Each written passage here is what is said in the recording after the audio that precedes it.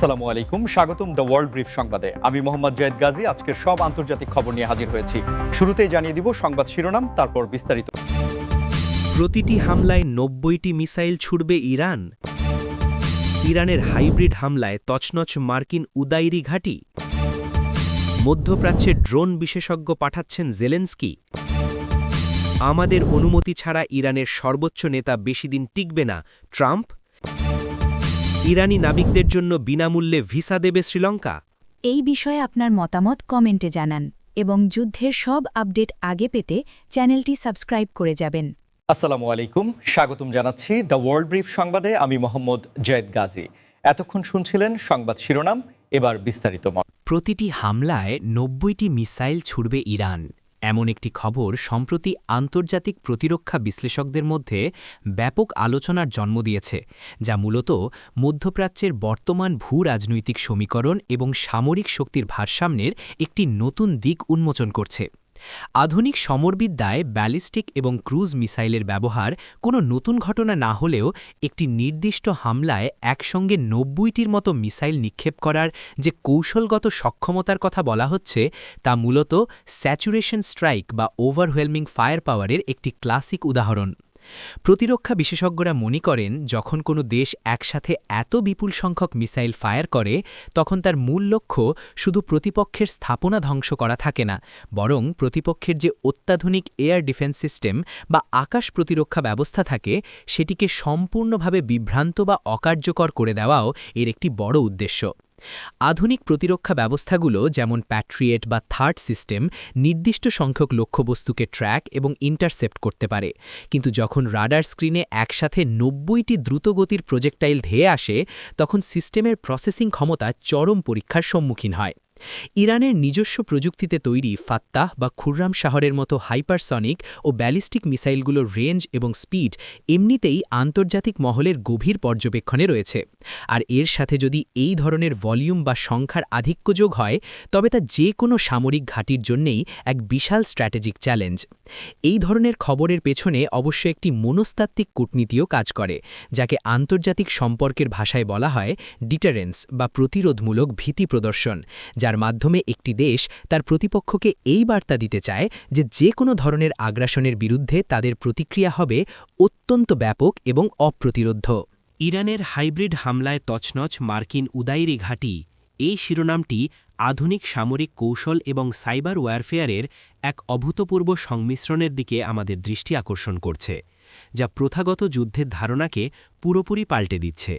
Hybrid হামলা বলতে মূলত এমন এক ধরনের সমন্বিত আক্রমণকে বোঝায়, যেখানে শুধুমাত্র শারীরিক বা কাইনেটিক অস্ত্র ব্যবহার করা হয় না, বরং এর সাথে যুক্ত থাকে সাইবার অ্যাট্যাক, ইলেকট্রনিক জ্যামিং, ড্রোনের ঝাঁক বা সোয়ার্ম ড্রোন এবং জিপিএস স্পুফিংয়ের মতো অত্যাধুনিক প্রযুক্তিগত কৌশল। কুয়েতে অবস্থিত মার্কিন যুক্তরাষ্ট্রের ক্যাম্প বুহরিং, যা উদাইরি ঘাঁটি নামেও পরিচিত, সেটি মধ্যপ্রাচ্যে আমেরিকান বাহিনীর লজিস্টিক সাপোর্ট, ট্রেনিং এবং এভিয়েশন অপারেশনের জন্য অত্যন্ত গুরুত্বপূর্ণ একটি স্নায়ুকেন্দ্র হিসেবে কাজ করে। যখন কোনো হাইব্রিড হামলার কথা বলা হয়, তখন বুঝতে হবে যে আক্রমণকারীরা হয়তো প্রথমেই ঘাঁটির কমিউনিকেশন নেটওয়ার্ক বা রাডার সিস্টেমকে টার্গেট করেছে, যাতে ভেতরের সৈন্যরা বাইরের পৃথিবীর সাথে যোগাযোগ করতে না পারে বা আগত কোনো ড্রোনের সিগন্যাল ডিটেক্ট করতে না পারে। ইলেকট্রনিক ওয়্যারফেয়ারের মাধ্যমে রাডারকে অন্ধ করে দেওয়ার পর যদি ছোট ছোট আনম্যান্ড এরিয়াল ভেহিকল বা ইউএভি দিয়ে কোনো গুরুত্বপূর্ণ রাডার বা কমান্ড সেন্টারে আঘাত হানা হয়, তবে বড় ধরনের বিস্ফোরক ছাড়াই একটি সুবিশাল ঘাঁটির অপারেশনাল কার্যক্রমকে সাময়িকভাবে স্থবির বা তছনছ করে দেওয়া সম্ভব। এই ধরনের কৌশলগত আক্রমণের সবচেয়ে বড় সুবিধা হল ডিনায়েবিলিটি বা অস্বীকার করার সুযোগ, কারণ সাইবার অ্যাটাক বা সস্তা ড্রোনের সোর্স অনেক সময়ই শতভাগ নিশ্চিত করে প্রমাণ করা যায় না, যা আন্তর্জাতিক কূটনীতিতে আক্রমণকারীকে একটি বাড়তি সুবিধা এনে দেয়। মার্কিন যুক্তরাষ্ট্র তাদের ডিফেন্স বাজেটের একটি বড় অংশ এখন এই হাইব্রিড থ্রেট বা অসম যুদ্ধের মোকাবিলায় ব্যয় করছে, যেখানে লেজার ওয়েপন, মাইক্রোওয়েভ ডিফেন্স এবং এআই চালিত সাইবার সিকিউরিটি সিস্টেম ডেভেলপ করার উপর সর্বোচ্চ জোর দেওয়া হচ্ছে। মধ্যপ্রাচ্যে ড্রোন বিশেষজ্ঞ পাঠাচ্ছেন জেলেনস্কি। এই চমকপ্রদ খবরটি বৈশ্বিক প্রতিরক্ষা কূটনীতি এবং প্রযুক্তি হস্তান্তরের একটি নতুন ও কৌতূহলোদ্দীপক অধ্যায়ের সূচনা করেছে, যা প্রমাণ করে যে আধুনিক যুদ্ধক্ষেত্রে অভিজ্ঞতা কতটা মূল্যবান সম্পদে পরিণত হতে পারে। গত কয়েক বছরে ইউক্রেন আনম্যান্ড এরিয়াল ভেহিকেল বা ড্রোন প্রযুক্তিতে যে অভাবনীয় বিপ্লব ঘটিয়েছে তা বিশ্বের অনেক উন্নত সামরিক শক্তির কাছেও একটি বড় বিস্ময়, কারণ তারা অত্যন্ত স্বল্প খরচে ফার্স্ট পার্সন ভিউ বা এফপিভি ড্রোন, লং রেঞ্জ রিকনাসান্স এবং নেভাল ড্রোন তৈরি করে সেগুলোর সফল ও বাস্তবমুখী প্রয়োগ দেখিয়েছে। প্রেসিডেন্ট ভলোদিমির জেলেন্সকির সরকার যদি সত্যিই মধ্যপ্রাচ্যের কোনো বন্ধুভাবাপন্ন দেশ বা মিত্রশক্তির কাছে তাদের এই অভিজ্ঞ ড্রোন ইঞ্জিনিয়ার এবং অপারেটরদের পাঠায়, তবে তার পেছনে বেশ কয়েকটি গভীর ভূ-রাজনৈতিক এবং অর্থনৈতিক উদ্দেশ্য থাকতে পারে। প্রথমত, ইউক্রেন এই মুহূর্তে তাদের নিজস্ব ডিফেন্স ইন্ডাস্ট্রির জন্য নতুন নতুন বাজার এবং বিনিয়োগ খুঁজছে, আর মধ্যপ্রাচ্য এমন একটি অঞ্চল যেখানে আধুনিক সামরিক প্রযুক্তির জন্য বিলিয়ন বিলিয়ন ডলারের বাজেট বরাদ্দ থাকে। ফলে এই প্রযুক্তি বিনিময়ের মাধ্যমে ইউক্রেন তাদের যুদ্ধবিধ্বস্ত অর্থনীতির জন্য একটি বড় ধরনের আর্থিক সহায়তা বা ডিফেন্স কন্ট্রাক্ট অর্জন করতে পারে। দ্বিতীয়ত, এটি একটি স্ট্র্যাটেজিক নেটওয়ার্কিংয়েরও অংশ, কারণ আন্তর্জাতিক অঙ্গনে নিজেদের অবস্থান আরও শক্ত করতে এবং গ্লোবাল সাউথের দেশগুলোর সাথে সম্পর্ক উন্নয়ন করতে এই ধরনের সামরিক সহযোগিতা অত্যন্ত কার্যকরী ভূমিকা পালন করে। মধ্যপ্রাচ্যের অনেক দেশই বর্তমানে ড্রোন প্রযুক্তিতে স্বনির্ভর হতে চাইছে, এবং ইউক্রেনের মতো একটি দেশের কাছ থেকে সরাসরি ফিল্ড টেস্টেড জ্ঞান বা রিয়েল টাইম কমব্যাট অভিজ্ঞতা পাওয়া তাদের নিজস্ব প্রতিরক্ষা ব্যবস্থাকে কয়েক ধাপ এগিয়ে নিতে সাহায্য করবে। এই বিশেষজ্ঞ দলে শুধু টেকনিশিয়ানরাই নন, বরং ট্যাকটিক্যাল অ্যানালিস্টরাও থাকতে পারেন, যারা শেখাবেন কিভাবে ড্রোনের সাহায্যে রিয়েল টাইমে ইন্টেলিজেন্স গ্যাদারিং করতে হয় এবং কিভাবে প্রতিপক্ষের ইলেকট্রনিক জ্যামিংকে বাইপাস করে নিখুঁতভাবে অপারেশন পরিচালনা করতে হয়। আমাদের অনুমতি ছাড়া ইরানের সর্বোচ্চ নেতা বেশি দিন টিকবে না।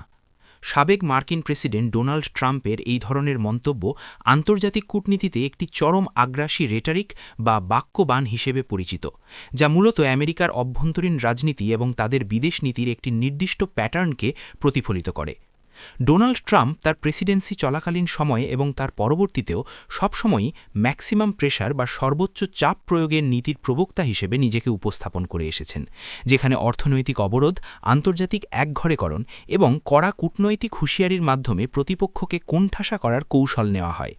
যখন তিনি বলেন যে তাদের অনুমতি ছাড়া কোনো দেশের শীর্ষ নেতৃত্ব টিকতে পারবে না, তখন তিনি মূলত মার্কিন যুক্তরাষ্ট্রের অর্থনৈতিক আধিপত্য এবং গ্লোবাল স্যাংশন বা নিষেধাজ্ঞার ক্ষমতার দিকেই ইঙ্গিত করেন, কারণ বিশ্বের অধিকাংশ বাণিজ্য এবং ব্যাংকিং লেনদেন যেহেতু মার্কিন ডলার এবং সুইফট সিস্টেমের মাধ্যমে পরিচালিত হয়, তাই ওয়াশিংটনের একটি কঠোর সিদ্ধান্ত যে কোনো দেশের অর্থনীতিতে মারাত্মক ধস নামাতে পারে। ইরানের ক্ষেত্রে আমরা দেখেছি যে পারমাণবিক চুক্তি থেকে যুক্তরাষ্ট্রের বেরিয়ে আসা এবং পরবর্তীতে কঠোর নিষেধাজ্ঞা আরোপের ফলে দেশটির মুদ্রাস্ফীতি, তেল রপ্তানি এবং সাধারণ মানুষের জীবনযাত্রায় ব্যাপক প্রভাব পড়েছে। আর ট্রাম্প মূলত এই অর্থনৈতিক লেভারেজ বা প্রভাব বিস্তারের ক্ষমতাটিকেই তার রাজনৈতিক ভাষণে তুলে ধরেন। তবে আন্তর্জাতিক সম্পর্ক বিশ্লেষকরা মনে করেন যে এ ধরনের মন্তব্য অনেক সময়ই বাস্তবভিত্তিক কোনো সামরিক পরিকল্পনার চেয়ে বরং নির্বাচনী প্রচারণার কৌশল হিসেবে বেশি ব্যবহৃত হয়, যেখানে নিজ দেশের ভোটারদের কাছে নিজেকে একজন শক্তিশালী এবং আপোষহীন বিশ্বনেতা হিসেবে প্রমাণ করার একটি তাগিদ থাকে। অন্যদিকে মধ্যপ্রাচ্যের রাজনীতি এতই জটিল এবং বহুমুখী যে সেখানে কোনো একটি নির্দিষ্ট দেশের একক সিদ্ধান্তে ক্ষমতার পালাবদল ঘটা প্রায় অসম্ভব, কারণ সেখানে আঞ্চলিক মিত্রতা, ধর্মীয় প্রভাব এবং নিজস্ব শক্তিশালী নিরাপত্তা বলয় একটি গুরুত্বপূর্ণ ভূমিকা পালন করে। ইরানি নাবিকদের জন্য বিনামূল্যে ভিসা দেবে শ্রীলঙ্কা। এই খবরটি আন্তর্জাতিক বাণিজ্য, মেরিটাইম ইকোনমি এবং দক্ষিণ এশিয়ার ভূরাজনীতিতে একটি অত্যন্ত ইতিবাচক এবং গঠনমূলক পদক্ষেপ হিসেবে বিবেচিত হচ্ছে, যা প্রমাণ করে যে দেশগুলো এখন রাজনৈতিক মতপার্থক্যের ঊর্ধ্বে উঠে অর্থনৈতিক স্বার্থকে বেশি প্রাধান্য দিচ্ছে। ভারত মহাসাগরের কেন্দ্রস্থলে অবস্থিত শ্রীলঙ্কা ভৌগোলিকভাবে বিশ্বের অন্যতম ব্যস্ত একটি সমুদ্রপথের ওপর অবস্থান করছে, আর সাম্প্রতিক বছরগুলোতে চরম অর্থনৈতিক সংকটের মধ্যে দিয়ে যাওয়ার পর দেশটি এখন তাদের বন্দর অর্থনীতি, পর্যটন এবং লজিস্টিক খাতকে পুনরুজ্জীবিত করার জন্য মরিয়া হয়ে চেষ্টা চালাচ্ছে। কলম্বো বা হাম্বানটোটার মতো বন্দরগুলোতে প্রতিদিন বিশ্বের নানা প্রান্ত থেকে শত শত মালবাহী জাহাজ নোঙর করে, আর এই জাহাজগুলোতে কর্মরত নাবিকদের জন্য ট্রানজিট ভিসা বা শোর লিভ একটি অত্যন্ত গুরুত্বপূর্ণ বিষয়, কারণ দীর্ঘ সমুদ্রযাত্রার পর নাবিকদের বিশ্রাম, চিকিৎসা বা ক্রু পরিবর্তনের জন্য বন্দরে নামার প্রয়োজন হয়। ইরান মধ্যপ্রাচ্যের একটি অন্যতম বৃহৎ অর্থনীতি এবং তাদের নিজস্ব শক্তিশালী মার্চেন্ট নেভি বা বাণিজ্যিক জাহাজবহর রয়েছে, যারা নিয়মিত এশিয়া এবং অন্যান্য মহাদেশের সাথে পণ্য পরিবহন করে থাকে। তাই এই ইরানি নাবিকদের জন্য বিনামূল্যে অন অ্যারাইভাল বা ফি ভিসা সুবিধা প্রদান করার মাধ্যমে শ্রীলঙ্কা মূলত তাদের বন্দরগুলোকে আন্তর্জাতিক শিপিং কোম্পানিগুলোর কাছে আরও বেশি আকর্ষণীয় এবং ব্যবসা বান্ধব হিসেবে তুলে ধরতে চাইছে। যখন নাবিকরা সহজে কোনো দেশের বন্দরে প্রবেশ করতে পারেন, তখন তারা সেখানে স্থানীয় অর্থনীতিতে অর্থ ব্যয় করেন, হোটেল ভাড়া নেন, কেনাকাটা করেন এবং ফ্লাইট পরিবর্তনের জন্য স্থানীয় এয়ারলাইন্স ব্যবহার করেন, যা পরোক্ষভাবে সেই দেশের বৈদেশিক মুদ্রার রিজার্ভ বাড়াতে সাহায্য করে।